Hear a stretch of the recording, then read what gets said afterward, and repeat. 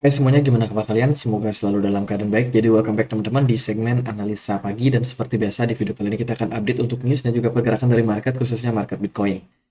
Kita berada di penghujung bulan Agustus ya teman-teman, tinggal beberapa hari lagi closing time frame monthly, dan nanti pagi kita akan dapat closing time frame weekly. Jadi akan kita review sedikit nih, kira-kira ada news apa aja buat semingguan ke depan. Jadi hari ini tanggal 28 Agustus, teman-teman, hari Senin ini ada libur untuk Inggris ya. Ini nggak akan ada pergerakan dari market Inggris, tapi dari Amerika tentunya masih jalan. Jadi ada event Bank Holiday saat ini dan akan berlangsung sampai besok. Dari news kalender ekonomi nggak terlalu banyak di perdagangan hari ini, jadi mungkin market akan ya slowing aja ya setelah closing time frame weekly-nya nanti. Tapi di minggu ini akan ada rilis data cukup penting. Salah satunya adalah data soal consumer confidence, kemudian job opening. Lalu di hari Rabunya kita akan dapat penjualan rumah ya, pending home sales. Kemudian juga ada crude oil inventory, terus juga ada data soal unemployment change, teman-teman. Ini untuk Amerika Serikat di hari Rabu. Hari Kamis itu ada news yang sangat penting, PMI manufacturing untuk China. Lalu ada data soal core PCE, ya core PCE untuk Amerika Serikat ya. Terus sebelumnya ada data CPI, dan juga core CPI untuk Uni Eropa. Jadi menurut saya data inflasi ini ngumpul nih di hari Kamis. Jadi siap-siap semua volatilitas yang bisa terjadi. Kalau dari saya sih melihat data PCE ini akan sangat penting karena setelah pidato daripada Jackson Hole kemarin dari para member FOMC sama chairman mereka Jerome Powell juga ujung-ujungnya merujuk sama data PCE sebagai data yang paling penting dalam hal melihat inflasi apakah sudah berhasil ditekan atau enggak dan berpengaruh sama kebijakan suku bunga mereka ke depannya. Kalau dilihat dari forecast-nya, data PCE Amerika Serikat di hari di hari Kamis ya, itu kemungkinan akan menunjukkan tren penguatan.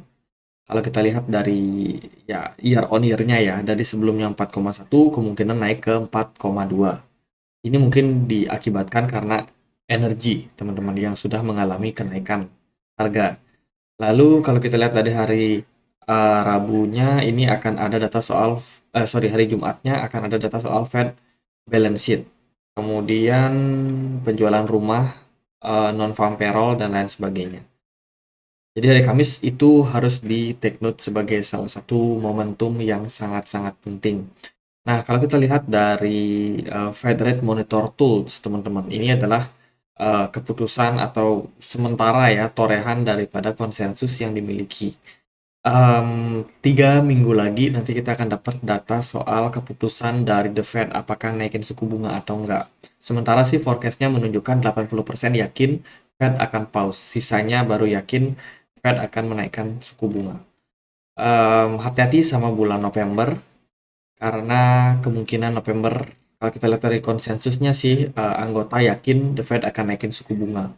Kalau andai kata November tidak dinaikkan, maka kemungkinan bulan Desember akan dinaikkan lagi. Jadi antara November sama Desember. Karena konsensus di Desember ini yakin The Fed naikin suku bunga. Begitu juga ketika di bulan Februari next FOMC.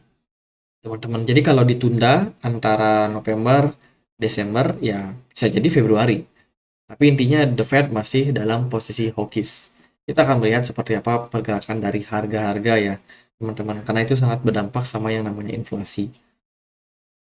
Ya, itu sih teman-teman dari news kalender ekonomi. Ini berita datangnya dari apa nih? Perusahaan investasi namanya OnlyFans mengalokasikan sebagian modal kerja mereka untuk mengakuisisi Ethereum senilai 19,9 juta dolar.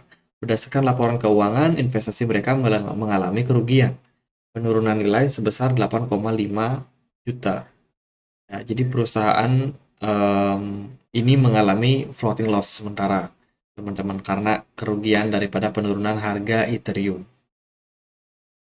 Lalu kita lihat ini ada salah satu DEX teman-teman, namanya Balancer Exploit ya.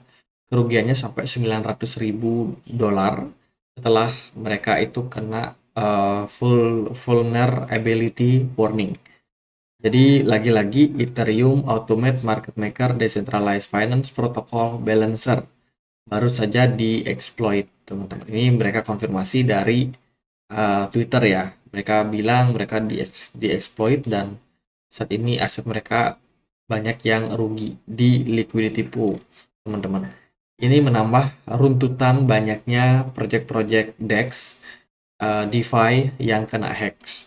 Jadi menandakan bahwa DeFi tidak sepenuhnya aman. Teman-teman, DeFi meskipun decentralized sepertinya masih harus banyak perbaikan ya. Karena yang kita pikirkan decentralized itu aman. Kita bayangkan Bitcoin itu decentralized. Kemudian kita bisa sesuaikan sama, oh Ethereum decentralized, berarti Ethereum aman. Ternyata nggak juga, teman-teman. Jadi ya lebih hati-hati aja buat teman-teman yang naruh duit kalian di DEX ya, karena tidak akan terlalu aman atau tidak pasti aman. Apalagi biasanya DeFi atau DEX itu menawarkan imbal hasil yang lumayan gede, terutama kalau teman-teman melakukan staking, liquidity pool, dan lain sebagainya, sehingga sangat menggiurkan. Hati-hati. Nah, ini Telegram dari grupnya PP ya, salah satu meme coin yang kemarin kita sudah beritakan juga dia mengalami hacking, teman-teman.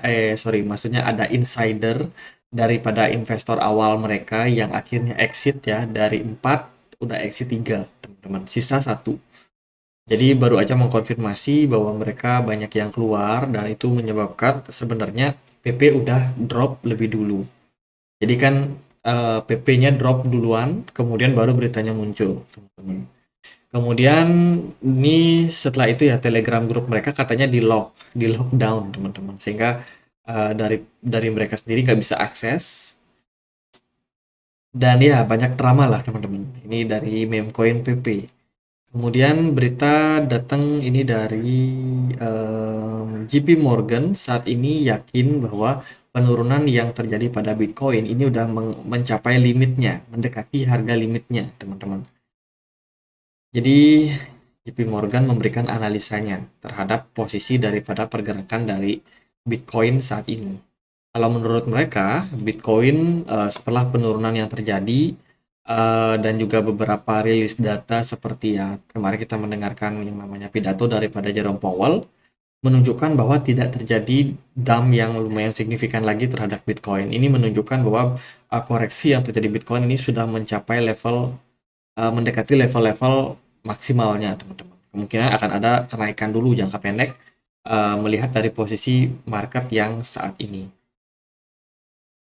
Kita akan lihat ya gimana pergerakan dari Bitcoin sementara. Bitcoin ongoing untuk closing time frame weekly di perdagangan hari ini. Kalau kita lihat dari market yang lain, dolar, gold, kemudian S&P 500 semuanya nggak gerak. Kita akan fokus saja sama Bitcoin, teman-teman. Bitcoin so far secara pergerakan dia udah breakdown dari yang namanya ascending channel, teman-teman, dan sekarang kita berada struggling di kisaran 26.000 dengan volume perdagangan yang sangat rendah. Sementara di time frame weekly kita saat ini lagi ketahan di level support yang pernah menahan Bitcoin waktu penurunan di tanggal 12 Juni kemarin. Ya. Dan sekarang kita create doji, teman-teman. Doji ini ditunjang sama volume perdagangan yang cenderung rendah daripada minggu sebelumnya. Pergerakan smart money juga cenderung kosong. Kalau dari perspektif saya sendiri melihat Bitcoin ada kemungkinan untuk mengalami tren kenaikan. Ada kemungkinan karena biasanya doji kalau ya teman-teman, kalau kita dapat satu candle hijau berikutnya, itu bisa aja mengkonfirmasi pergerakan kenaikan jangka pendek untuk Bitcoin. Ini saya nggak bilang jangka panjang ya Bitcoin bakalan reversal, tapi saya melihat ada kecenderungan Bitcoin ini berpotensi untuk naik sedikit jangka pendek setidaknya ke level resistance kisaran 28.100.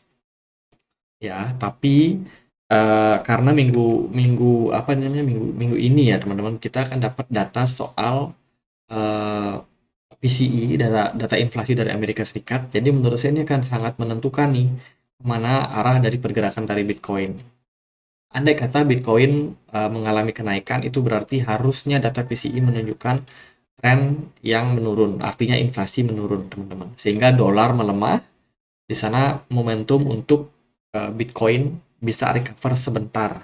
Setelah itu ya kemungkinan drop lagi, teman-teman. Karena dari likuidasi market cenderung kecil untuk saat ini.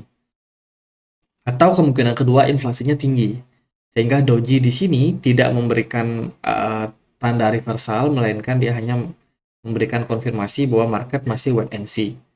Kalau data PCE-nya drop, ya, kalau data PCE-nya naik, inflasi naik, dolar kemungkinan naik, sehingga Bitcoin akan kemungkinan tertekan. Jadi, ya itu untuk gambaran sederhananya di time frame weekly, teman-teman. Intinya level supportnya adalah di kisaran harga 25.100. Kalau kita melihat dari time frame satu hari, pergerakannya masih cenderung flat. Volume perdagangannya cenderung rendah, kemudian smart money juga kosong. Tapi saya selalu consider untuk RSI-nya yang udah mulai mengalami tren kenaikan. Ekspektasi saya masih dari awal, teman-teman, adalah Bitcoin recover naik ke wave 4-nya. Sini ke sekitaran resistance 28.100 something. Mungkin kurang ya, teman-teman. Tapi ya itu, target saya masih turun ke kisaran 23.000 nanti ketika pergerakannya sudah sedikit naik. Jadi kalau dari saya sih gitu aja outlook untuk Bitcoin ya, karena nggak terlalu banyak news juga. Kita akan selalu update di komunitas Telegram buat teman-teman yang udah join ya. Thank you banget ya udah join di komunitas kita. Kemarin kita udah sharing juga tentang kasusnya PP dan lain sebagainya, teman-teman. Kita juga buka forum buat diskusi. Ini ada beberapa member yang juga baik banget mau berbagi, teman-teman, analisanya terhadap market, baik itu kripto. Kadang-kadang kita juga nyenggol-nyenggol saham IHSG ya. Ya gitu sih, teman-teman. Kalau teman-teman mau join, bisa cek link yang ada di kolom deskripsi. Gitu aja. Akhir kata saya Andri, makasih.